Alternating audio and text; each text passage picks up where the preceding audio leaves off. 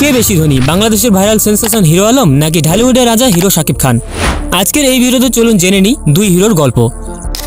প্রথমে শুরু করি হিরো আলম দিয়ে। তার আসল নাম আশরাফুল আলম শাহিদ।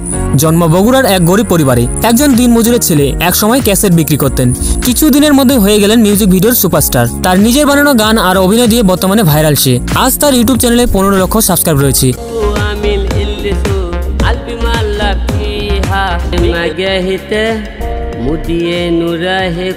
এছাড়াও হিরো আলমের নিজের প্রোডাকশন হাউস আছে। বর্তমানে তার মেন ইনকামের পথ শুধু ইউটিউব না, আয় করেন ছোটখাটো বিজ্ঞাপন থেকেও। কিছুদিন আগে বিদেশেও শো করেছেন, এমনকি সংসদ নির্বাচনেও দাঁড়িয়েছেন। হিরো আলমের মোট সম্পদ আনুমানিক 50 থেকে 70 লক্ষ টাকা। মানুষ তাকে দেখে হাসে ঠিকই, কিন্তু হিরো আলমের অ্যাকাউন্টে টাকা ঢোকে সাইলেন্ট মুডে।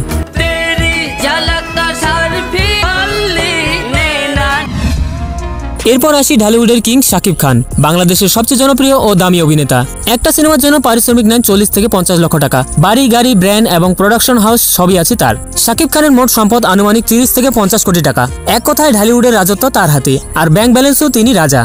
আমি একজন স্টুডেন্ট এবং এই ইউনিভার্সিটির স্টুডেন্ট। তো এখন প্রশ্ন হচ্ছে কে বেশি ধনী? অবশ্যই শাকিব খান, কারণ তিনি একজন সুপারস্টার। বহু বছরের ক্যারিয়ার এবং কোটি কোটি টাকার মালিক সে। টাকা আর সম্পদের দিক থেকে শাকিব খান অনেক এগিয়ে। আমি খবর হই না, খবর দেখি না, খবর পড়ি না, খবর তৈরি করি।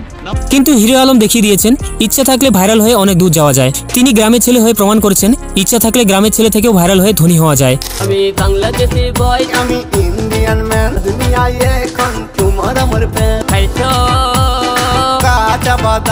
ভিডিও ভালো লাগলে একটা লাইক করবেন এবং কমেন্টে জানাবেন আপনি কোন হিরোকে বেশি পছন্দ করেন। আর এমন মজার ভিডিও পেতে চ্যানেলটা সাবস্ক্রাইব করতে ভুলবেন না।